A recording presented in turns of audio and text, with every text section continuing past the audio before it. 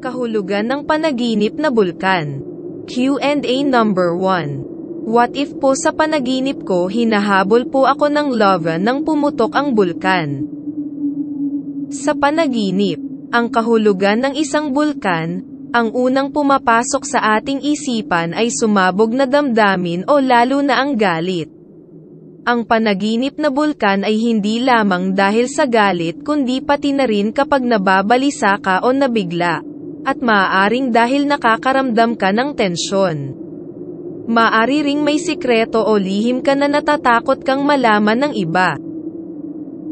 At sa panaginip, kapag ang bulkan ay sumabog o pumutok, maaaring nagpapayo ito na kailangan mo nang ipaalam ang katotohanan sa kabila ng galit at tensyon na may dudulot nito. Ang lava na umaagos mula sa pumutok na bulkan ay maaaring magsaad ng takot o panganib na iyong nararamdaman sa totoong buhay. Maaaring ito ay kaugnay sa mga stress o pangamba sa iyong paligid. Ang lava sa panaginip ay simbolo din ng galit, mapusok, o matapang. Kaya ang panaginip na hinahabol ka ng lava ay maaaring magpahayag ng iyong galit, inis, o takot sa isang tao, sitwasyon o bagay sa iyong totoong buhay. Maaari ring mayroon kang mga problema o kaaway na nakakasakit sa iyo na nais mong layuan o takasan.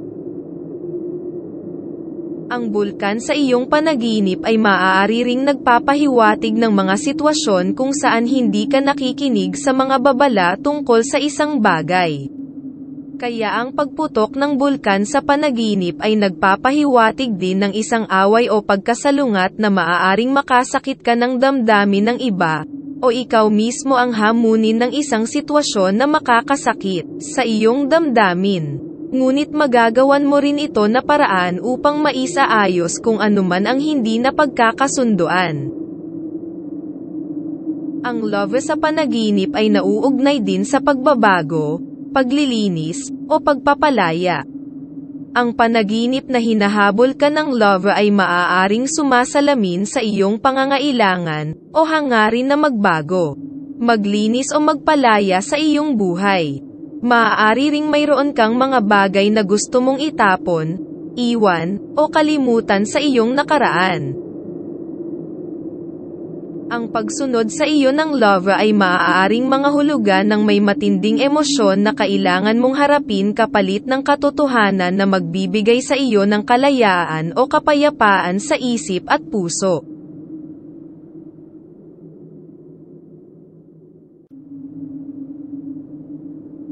Laging tandaan na ang mga panaginip ay hindi literal na kahulugan, ngunit simboliko at maaaring may nakatagong personal na mga mensahe para sa iyo.